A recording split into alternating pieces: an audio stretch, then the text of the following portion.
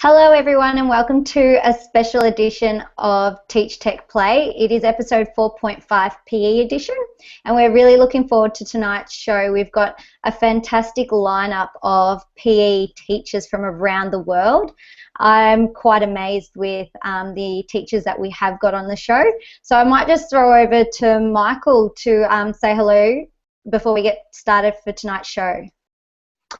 Hi everyone, my name is Michael. I'm one of the other co-hosts of TeachTechPlay, and as Delaney said, yeah, really excited to have a number of international guests again on our PE special, and it's going to be awesome to actually be able to sit back, not present, and learn something amazing from these 5 presenters that we've got tonight. I agree, Michael. It's fantastic to have the night off and not needing to present, although you are a PE teacher, so I don't understand why you said you don't want to present. Maybe I might understand at the end of the show. But before we get started with tonight's show and introducing all our fantastic presenters, I'd just like to congratulate Julia Skinner, our episode 4 winner, and she presented on the 100-word challenge. Now, I know this is something that my students partake in every week, and they absolutely love it. So if you haven't had a look at the 100-word challenge, definitely go and have a look and sign up your class. It's a fantastic little online blogging challenge each week that the kids absolutely love. And I must say, voting was very close last month. I think between everyone, I think there was about 2 or 3 votes separating the winner. So everyone's vote does count. So make sure that you don't forget to vote today. The link to vote today, I'll just share my screen, is bit.ly/TTP lowercase vote PE, capitals PE. So remember that's case sensitive. So just remember to vote, and I will show that again at the end. Now let's head over and introduce all our fantastic presenters and find out where they are in the world, and maybe also share what time it is where you are, because I know it's quite early in some places. So Ross, do you want to kick us off and start by introducing yourself? Sure. Hi everyone, my name's Ross Halliday. I'm here in Melbourne, Australia, but as you can probably tell from the accent, I'm originally from Scotland. I'm head of PE and sport here in an independent school, and I just want to say congrats to you, Eleni and Michael, for what you've done with this show so far, episode 4.5, and it's going really, really well. I'm enjoying tuning in every week, and it's such a pleasure to be in the presence of phys ed royalty tonight. I'm a little bit daunted. Thank you, Ross. No problem. This is just something that we thought that could help share the fantastic things happening in classrooms to get others to see what else is out there. So now we might do all the locals first and then head overseas. So Ashlea, did you want to introduce yourself? Well, hi everyone. My name's Ashlea Mills and I'm also in Melbourne, and unlike Ross, I'm from Melbourne originally. I'm currently the PE and sport coordinator at a PYP school here in Melbourne, and we have our year 3 to 6s all with one-to-one devices, so I'm looking forward to showing you some of the things that we're doing with them tonight. But as Ross said, very daunted to be amongst some of the best in PE. So you're in for a real treat tonight. Beautiful. Thank you for introducing yourself, Ashlea. Now we might head over to Joe. Do you want to introduce and let us know whereabouts in the world you're from? Hi, my name's Jo Bailey. I am from England originally. I've kind of hopped around the world a few times though, teaching there and in Hong Kong, and right now I'm in Warsaw, Wisconsin, where it is 4:05 a.m., which is a little bit of an early Monday morning start, but this is too good of an opportunity to miss, so thanks so much for inviting me to hopefully share something that you're going to find useful.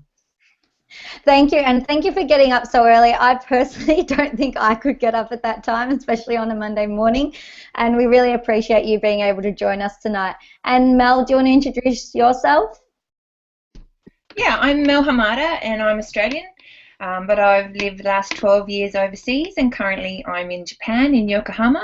This is my second year now, head of department in a PYP MYP school. And yeah, I'm really excited. We've been bantering all week about how nice it is to be actually meeting each other for the first time. A lot of us talk a lot on Twitter together and share ideas, but we haven't ever met before. So it's very exciting to actually be in the same place as all the phys ed heroes that I have on Twitter. So thanks for having us. No problem. Now, I know Jarrod's been popping in and out of the Hangout, so I think he's having little minor technical difficulties with everything technology. It never always runs smoothly. So, Michael, since you know a little bit more than me about Jarrod, did you want to give a little introduction? Hopefully he'll be in ready for his presentation, can do his own introduction then. Yeah, I think he's just trying to keep the suspense going. I'm actually really looking forward to hearing from Jarrod, and he's going to be introducing one of his new app, which it's something that he just started from a crowdfunding, yeah, I'm really excited to hearing about it. Jarrod's known as the PE Geek. He's got probably, I don't know, 1 million followers around the world, and he's currently on a worldwide tour helping teachers around the world integrate technology in PE. And also just general curriculum, and he's probably, yeah, really well respected in the PE community. Here he is. Yeah, here he is. Yay! Did you want to introduce yourself? Am I back? Can you actually see me? Yes, we can. No idea what's happening. I've got like 3 computers open here right now trying to get it worked out, but I'm alive. Perfect. Did you just want to give a brief introduction where you are in the world and what you're doing currently? Okay, so I'm in Oz, in Victoria. Teach PE full-time, but spend the rest of the other hours of the day completely obsessed with technology and how its role in physical education. So trying to do as much of that as I can, blog about that as much as I can, and see as many countries as I can to work with teachers, trying to upskill them in that area. So yeah, really excited to be here with what I see is the absolute superstars of this realm. So many, I think some of them are actually meeting and speaking to them for the first time. So yeah, looking forward to it. Thank you, Jarrod. And I must say that's the cool thing with TeachTechPlay. I think we know a lot of people online, but it's not until we get into forums like this where we actually get to sort of meet people, not really the physical self, but the virtual self in person. So that's a good thing with Hangouts. So let's get tonight's show started. And we had a bit of a regretful presenter, as we were going to have another presenter, but he got caught up at a conference. So lucky enough, we've got Ashlea, who's jumped on board very last minute. I think she got notified on Saturday, and she's actually going to kick off our as first presenter tonight. So Ash, when you're ready, let me know and I'll start the timer. All right, I'll just get my screen share up.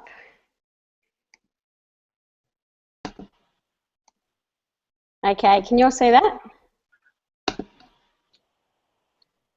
Yep, perfect. All right, when you're ready, you can start the timer. Timer has started. Okay, what I thought I would share with you today is an app that has totally changed the way I run my cross-country carnivals, and that's an app called WebScorer. And pretty much what it is, it's a timing app. So you can time races, relay races with a mass start, with a delayed start. It has a whole heap of cool functions. So I thought I'd take you through it very quickly today. So here's a quick look at it through a video. So the best thing about WebScorer is there's lots of online resources. So you can upload your start list online, you can download it again to your device, and then you can actually post the race results live to the web. So this is webscorer.com. And you can go to the help resources and download a template which you can create your start list. Super easy to do. Once you've downloaded your template, all you've got to do is put in your student data. So names, team names, gender, age, distance. You can choose to put in a bib number if you want to run it as a bib number instead of a name. Save it as a TXT document, and then you just upload it onto your account that you would have created on webscorer.com.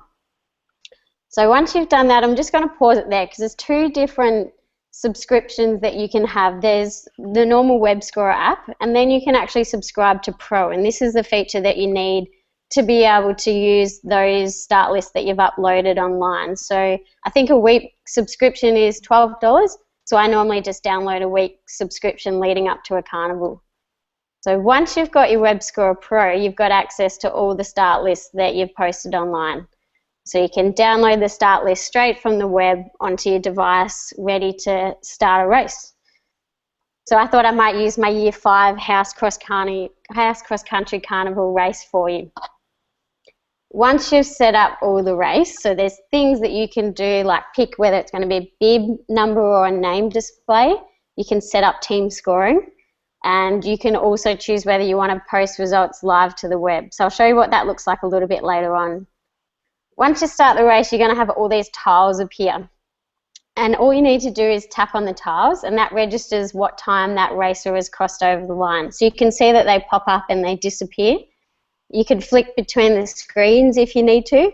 The best thing is that it actually alphabeticalizes the tiles. And if you've got it in bib numbers, it goes in bib number order. So it's super easy to be able to see where the athletes are. So this is what it looks like with bib numbers. And this is the normal view. So this is good if you don't have too many people coming across the line at a time, and you can tap the bib number. This is the fast tap option, so you can actually tap the time and then tap the bib number in case you get people come across really quickly and you can't see the bib number. And this is the manual entry, so you can tap the time and then you can enter the bib number a little bit later on. So for those really fast finishes. Once you've finished the race, there's a few different options for finishing, and if you need to mark anyone as did not start or did not finish, you can, and you can tap an unknown racer as well in case you need to add someone.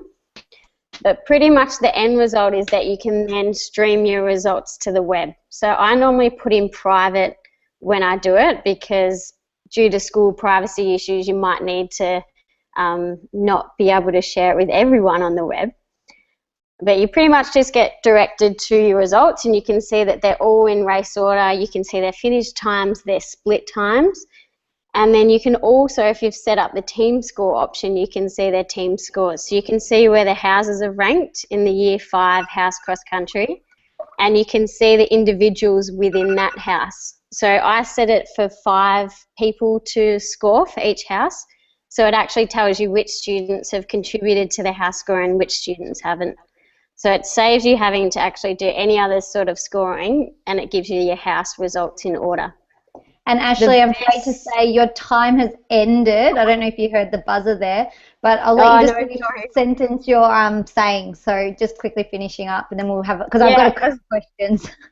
I was just going to tell you the best thing about the app is what you're seeing right now is the results posting live to the web. So as you're doing it, all the results are uploading as you go. So you could have a parent watching at home the results that can't make it to the race. So that is the absolute feature that I love about it. But pretty much that's WebScorer. Beautiful. Thank you, Ashlea, for sharing that. I know that at our sporting events, it takes forever, and that's all the parents want to know is the results. So maybe I'll have to pass that on to our PE teacher to get involved with that. But I think it's great how it also uploads it straight away to the internet. That's something that I've noticed parents absolutely love, that they can tune in and see results when they're at work. So did anyone else have any questions? Yeah, Ash, is it easy to set up multiple races on the app? So, yeah, for instance, in a sporting carnival, I'm just thinking. Well, at our inter-school sport events, so I've used it at house and inter-school events, and I've used it in-house as with names, and we've used it at inter-school with bib numbers. And what you can do, we might have 6 races during the day, and I can have all of the start lists uploaded before the day, and then it's just as easy as pretty much publishing the results to the web, and then you jump back to the start and select the next start list. So in terms of running 2 events at the same time, you'd probably need 2 different devices, but it's really quick to finish a race and start a next race. And that's just a small scale of all the features. There's so many other features that I haven't even had a go at experimenting with yet either. So cool. Beautiful. What would you say is the optimum number of people in a race? So we've got our cross-country carnival in a few weeks. But I've got some races that have got 200 kids in them. So I'm just worried about scrolling, or if you have a bunch of kids finish at the same time, about how you work on that. Do you find that's an issue? Yeah, well, I suppose we've been pretty lucky that we only have up to 80 in a race, and I suppose normally over cross country they'll sort of finish as they come, but the good feature is the quick tap. If you've set it up with the quick tap function, that you can tap the time and then you can tap the bib numbers after that, so it's not a real stress about making sure that you tap the bib number as they run over. So tapping the time, and then you can always catch up later with the bib number. So it's specifically designed for big events like you saw on the videos. Cool, thanks. Perfect. Cool. Thank you for sharing that, Ashley. Now, Michael, did you want to introduce our second presenter for tonight? Yes, second presenter we have Joe Bailey, all the way from the US. And have you had your coffee yet, Joe? I've got my tea. As long as I've got my tea, I'm good. Perfect. All right, Joe, let me know when you would like me to start the timer. Okay, I'll get my screen share ready to go.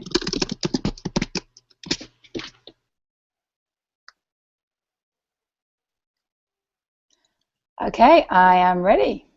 Beautiful. Timer has started. All right, I'm going to be sharing class badges and Forallrubrics.com. The concept of this came from a guy called Ben Homerding, who's one of a guy who I was at the Google Teacher Academy with.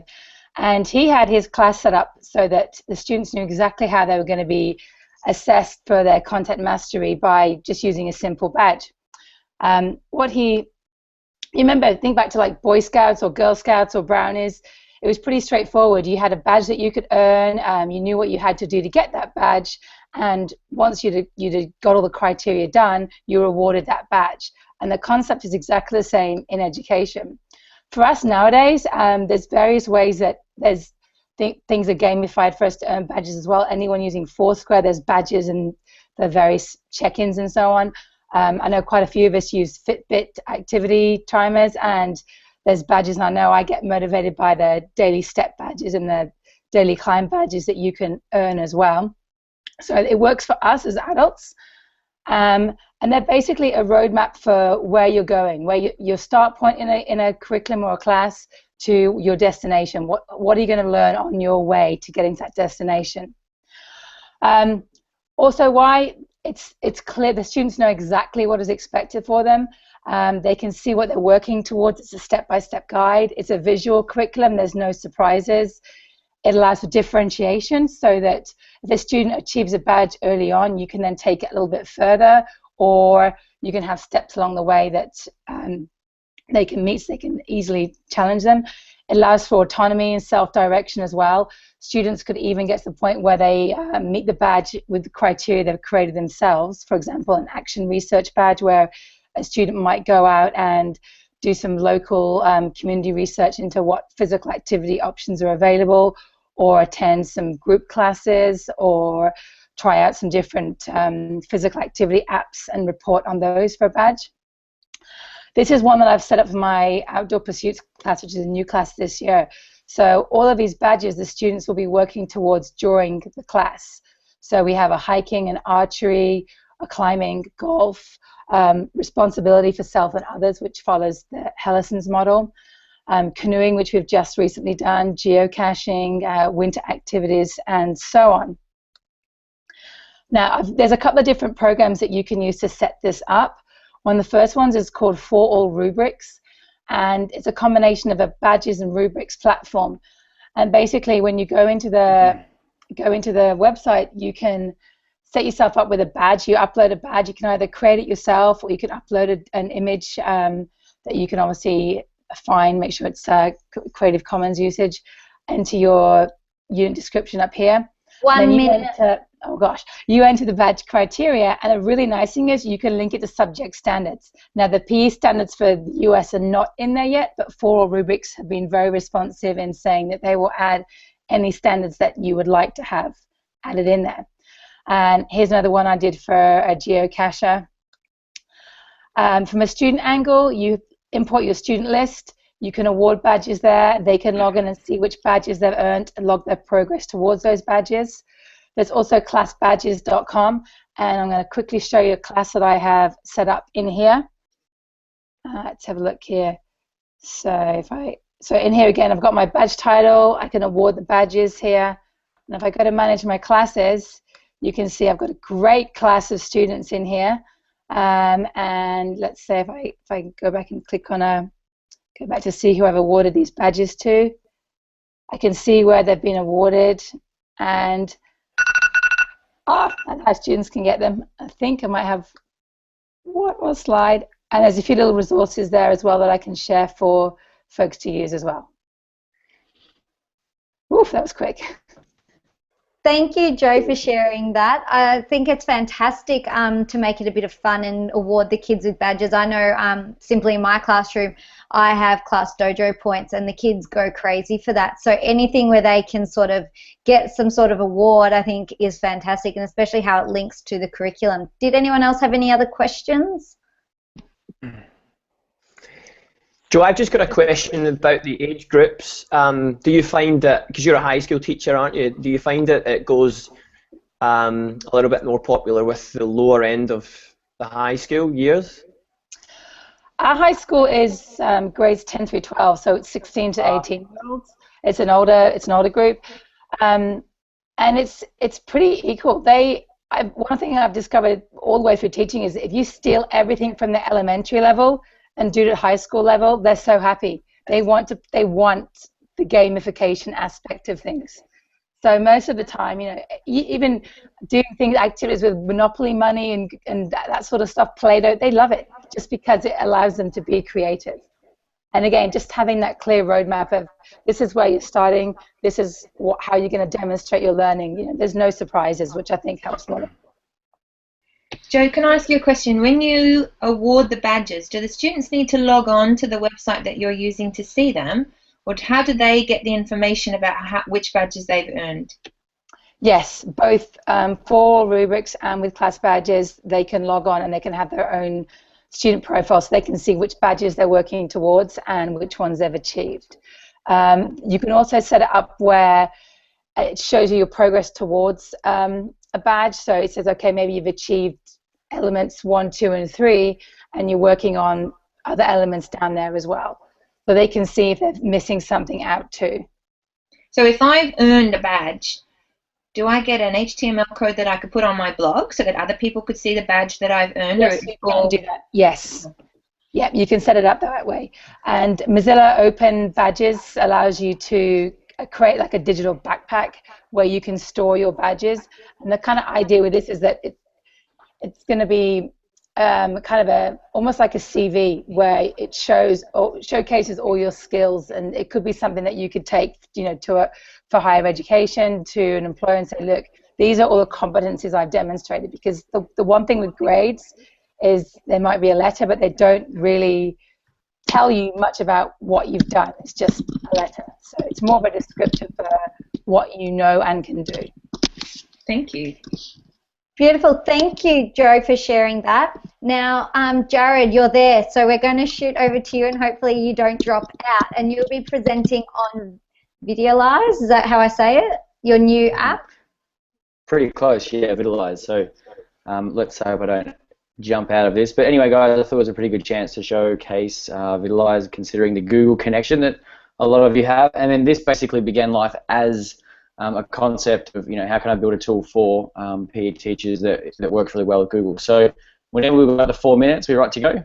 Yeah, let me know when you want to start. Start now? All right, yeah, go for it. So you should be looking at that.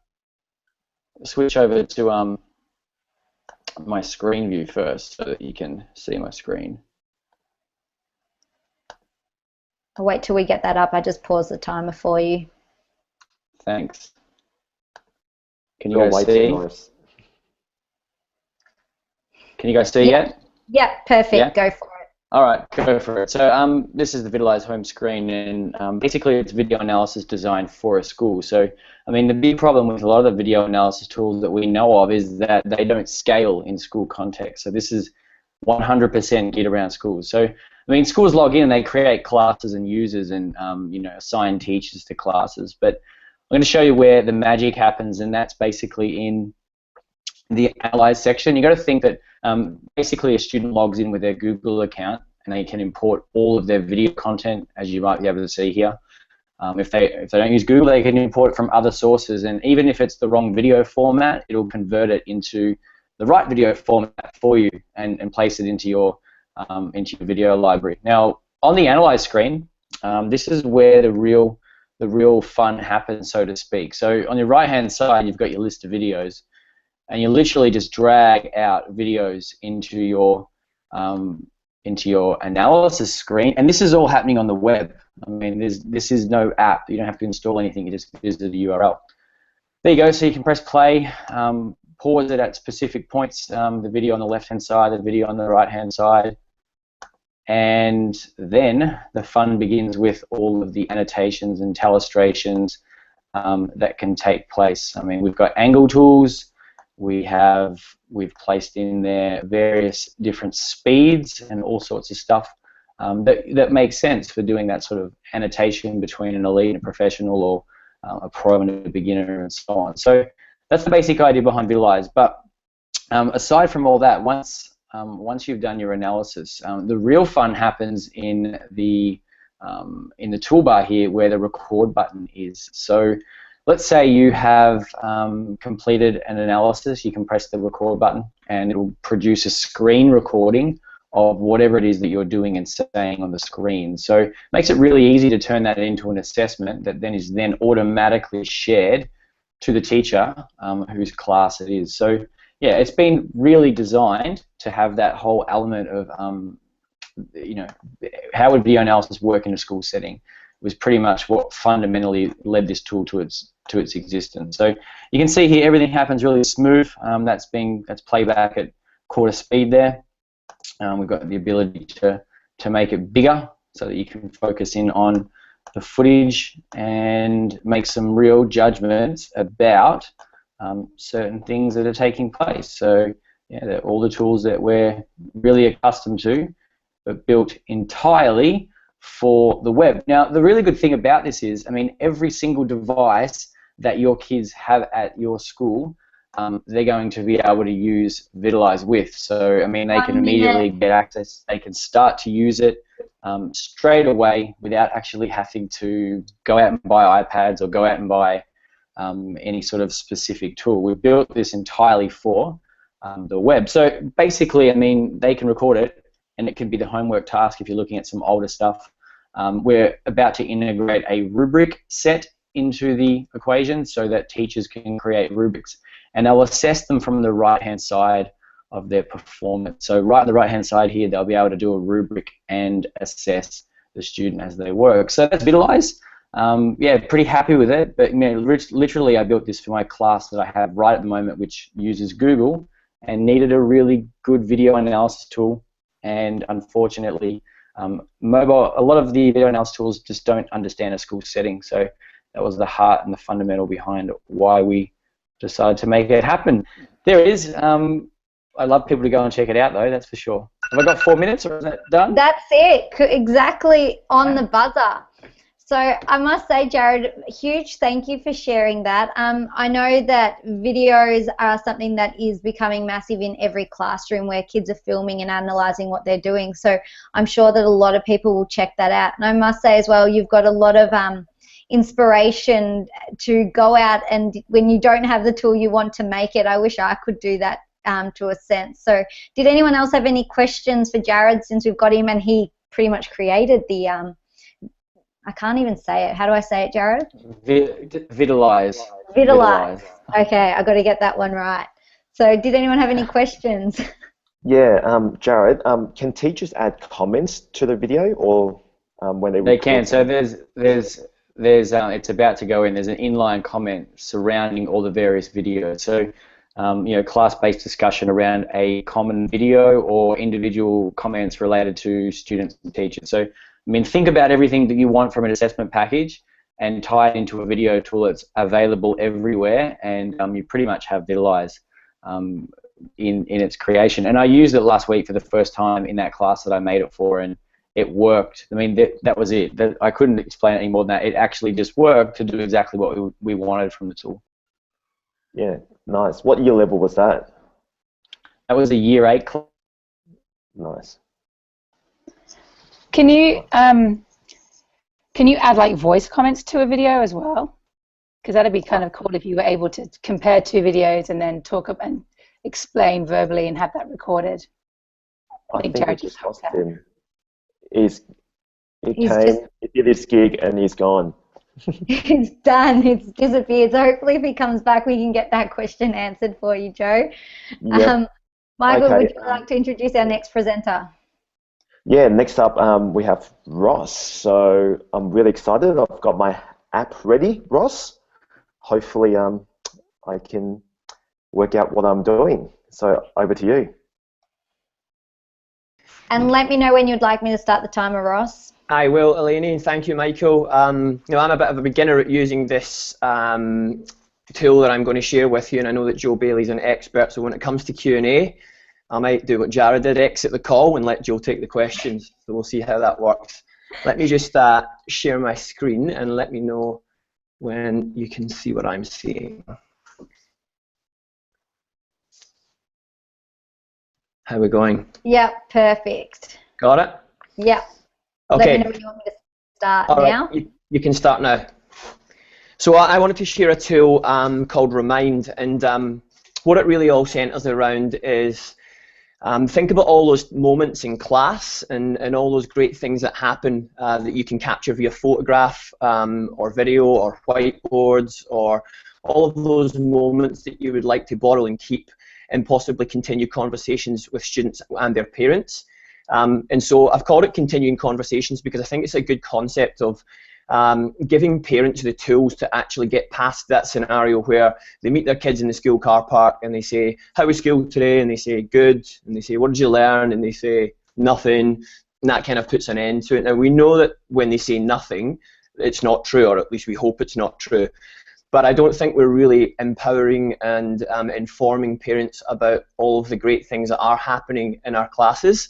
And so Remind has given us a really, really great way at school to share those moments with parents. And I know that Jo, when I spoke to Jo earlier, she talked about how she sends a lot of the students in the high school reminders about even things like bringing jackets on cold days. So there's so many different ways that this tool can be used.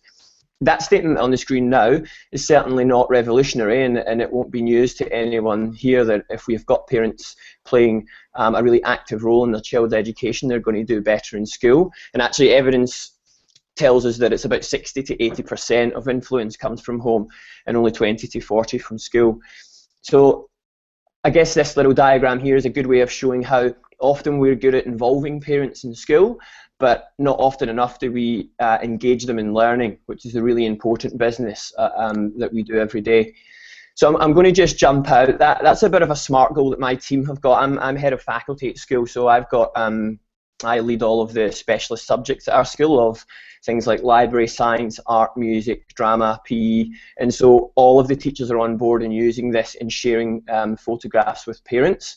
So when you jump on, you'll be faced with a screen that looks like that, and if you look down here, it actually tells you that it takes 15 seconds to sign up. I reckon that's if you're slow.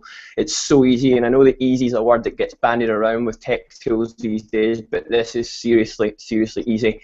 So you sign yourself up. I'll just jump into my account here, and you can see that I've set up a little TeachTechPlay 4.5 class for us all that Eleni, Joe, Mel, Michael, and myself are already in, and I've shared a couple of little welcome notices. So some of the things that I love about this is that you can set up something really simple like I don't know, what should we say? Vote for me, and if I can spell it correctly. And I love how you can just add a photograph straight from your desktop. You can also do this on your phone. I sometimes do it straight from class. I'll put that little picture up there. 1 minute. I'm going to send this out to everyone, and I'm just going to show you now if I come out of there. Oh, if I come out of there. Oh, actually, I'll do this first. One of the other things I like to do, because the parents can't respond to messages in this, I've got a Today's Meet feed, which is just a back channeling feed, and often I'll put that in as well. So I'm about to share that with you guys and send it, and it means that parents can actually join a conversation. So if I just go back here and come out of sharing my screen. How long? How long? How long? 20 seconds. Okay. So this is what my screen looks like. Can you see me on the screen again? Ah. And as you can see, it's only taken like 10 seconds, and every parent would have that on their phone. That could be a moment from golf, or a moment from badminton, or just a moment with a class picture for everyone. Do I get extra points for getting a cute penguin? Yes, I must say I enjoy my little penguin. Thank you, Ross. That's pretty cool. I know that's something that parents absolutely love. I know in my current school we've been using Twitter to keep parents informed, but some parents are a bit scared about using Twitter. So I think that is a fantastic way to still get reminders and messages out to parents where it's not on such a public forum. So thank you for sharing. Did anyone else have any questions for Ross? Yeah, I have one, Ross. It's actually totally unrelated to the Remind app, but how do you get that mouse pointer with the green halo around it? It's a Google add-on. I'll put it in the chat, and I'll tweet it out actually. So anyone who follows me on Twitter, I'll show you how to do it. Oh, that's so funny. Ross, can I ask you a question? Yeah, of course. Well, Joe and I. Do your students all have a mobile phone? Like if they don't have a mobile phone, does it just comes through an app on their iPad or on their desktop? How does it work if you don't have a mobile device? Yeah, great question, Joe. The students in our school are all one-to-one, and so it works on that basis. They download the app on their iPad, which is free. Right. You can actually set up to have the reminders by email, though. Okay. One of the things I didn't get time to show you in that little flash there was there's a button you can click which says invite students to this class, and when you click that, it gives you the option to have all those updates emailed to you, and you just put your address in.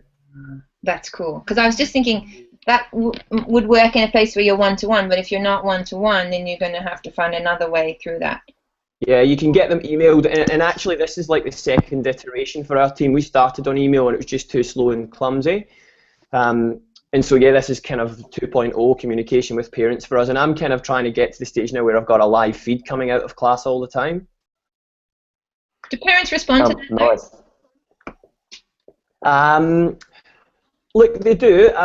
We had to send letters home at our school to say, look, it's no obligation that you sign up for this, and we actually made it an opt-off, tell us if you don't want to, and we had 100% take-up, every single parent in the school. So for a particular year level, I send it to about 95 parents for like my year 6, my 2 year 6 classes. That's very cool. Yeah, and they often they'll comment, but often they don't. And today's Meet's great. Like, we had someone, I did a staff review for someone today, and they brought their whole Today's Meet feed as part of their evidence. Very cool.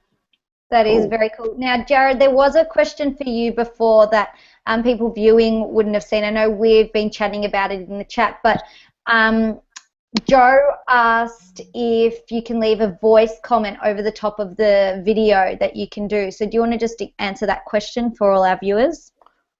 For sure. So we've got integration with the website Screener. I'm not sure if you've heard of that website before. So we've gone and tapped into that, and with one click you basically can record the entire screen with all of your drawings, annotations, and your voice.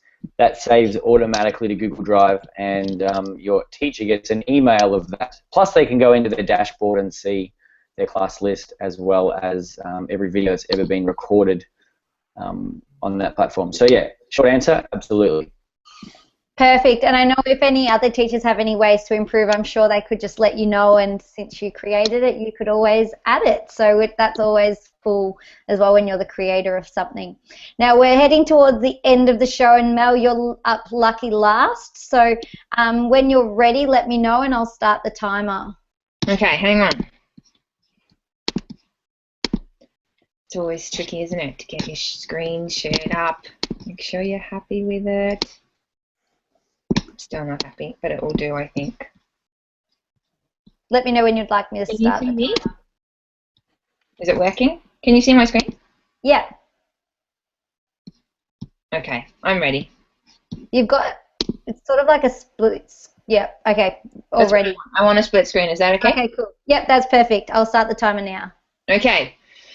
So what I was finding in PE, as all of you are fully aware, is the feedback system can be tricky because if you're using Coach's Eye, then you're sort of trying to deal with kids on the side, but I'm not always sure they're getting enough information. So what I've been doing is actually similar to what Jarrod has now made, but I've been using screencasting with video. So what I've been doing is using QuickCast. I was using Screener, which is what Jarrod just mentioned. So there's different tools you can use. This is QuickCast here, and you just have to download it, and it comes up as an icon here. So when I want to screencast, I set my screen up. So when you make a screencast, everyone gets to see, like this Google Hangout, everyone gets to see your screen and listen to your voice, and you're just making a recording of that. So what I tend to do is have a picture, something going on the side. So I've got all of you guys here, and I can record and talk about each of you and how cool you all are, and sort of run something. But what I've been doing is setting up a rubric. So I've got my grading rubric on the side here, and then I play my students doing their activity, and then as the video is playing, which it's not going to do because I've got you there clearly. So for example, we've been doing Just Dance with our kids. And so I'll run part of the Just Dance, and then I'll play the same part of the video that the kids have done, and I'll turn the sound off, and I will talk to them about what they're doing and how it relates to the skill acquisition or the rubric on the side of the screen, so that they're actually listening to me telling them about their assessment. And when you finish recording on QuickCast, so if I do a QuickCast here, it comes up and it will ask me some questions, and then I can make a start here. Are you guys still there? Yep. Cool. So once I finish recording, I get to put in a title, and then the screencast gets saved, and it gets saved into my documents, but it's also online. So I can just send the URL by email to my students, and they get to then watch the video of the feedback that they got. Or I can upload the video straight into their Dropbox account, and they can watch it there as well. So basically, if you do a screencast, it gives you the option to either run a video and do the speaking over the top with the rubric on the side, or you can have a child's essay up, or their assessment up in writing, and you can do some talking about their writing with the rubric on the side, and then you can share it online, or you can share the file with them. And I found this to be a fantastic way to share performance-based assessments with kids. And the nice thing about QuickCast and Screener is it tells you how many people have watched it. So I can look at my grade 9 dance assessment for this student, and she watched it 3 times. 1 minute. So it means that I had one group of kids, I did a gymnastics assessment feedback for them, and they were English language learners, second language learners, and between the 4 of them, they viewed it 57 times. Now, I could never have given them that information individually that many times, and it was a great tool for them to have on their computer in class, because they can watch it, and then come back to it if they want to, but they get to hear it multiple times. And that's the end. Thank you for sharing, Mel. You had 25 seconds spare, so well done. Now, I must say that is a fantastic tool. I've been playing with it a little bit myself, and I never even thought of using it in that way. So it's amazing, and as you said, especially for those students who are of English as a second language, they can actually watch it and keep it, which I think is fantastic. It's always hard to provide feedback to those students, so I think that's something everyone can link to. Did anyone else have any questions? I've got one. Just more of something that people may not be aware of. A lot of those browser-based screen recording tools like Screener are about to disappear. So as Mel has pointed out, the fact that QuickCast basically works from your laptop, the problem is great. So you're going to find that there's going to have to be some new tech developed, because Java just doesn't play nice in Chrome. No. And it's basically outdated technology. So you're going to find they will disappear. And in fact, Screener's already announced it, that it's coming out, which means I have to go ahead and build some sort of HTML5 screen recording tool just for Vidalyze in the next 5 months. Anyway. But I found that QuickCast, like I was using Screener a lot 2 years ago, and it became clunky. And as you said, it wouldn't run. So I'm finding QuickCast. That's absolutely. That's because it uses software on your computer. So they're going to have to rethink what they use it with. So I use QuickCast now because of that exact reason. Java is a nightmare in the modern browser world. Oh, good. I'm glad I wasn't the only one having that problem. And what I found with QuickCast, I like it because the people who are developing it are continuing to develop it. It is being changed and been added to over time, so you can see that they're passionate about their work, which is always important. Perfect. Thank you for sharing that, Mel. Now, unfortunately, we've actually come to the end of our episode, and I'd like to say another huge thank you to all our presenters, especially for Joe waking up at so early on a Monday morning. Now, don't forget, you have until Friday to vote for your Play King or Queen, so I'll just put the link back up. Now, it is case sensitive, so make sure that you follow the link and vote for your favourite presenter of tonight. I know that we saw some fantastic things that people can implement into their PE curriculum or into other areas as well. So it was great to hear a range of tools that are being used globally that people can take back. Michael, did you have anything else you'd like to say? Yeah, big thank you to our presenters, and always big thank you to Corey, who's doing all the behind-the-scenes work for us on TeachTechPlay. I tried to invite him to the show tonight, but he was a bit shy, so I'll try again next episode. Perfect. Yes, we do have to say a huge thank you to him. He puts a lot of time and effort into making sure that everyone's watching and part of our show.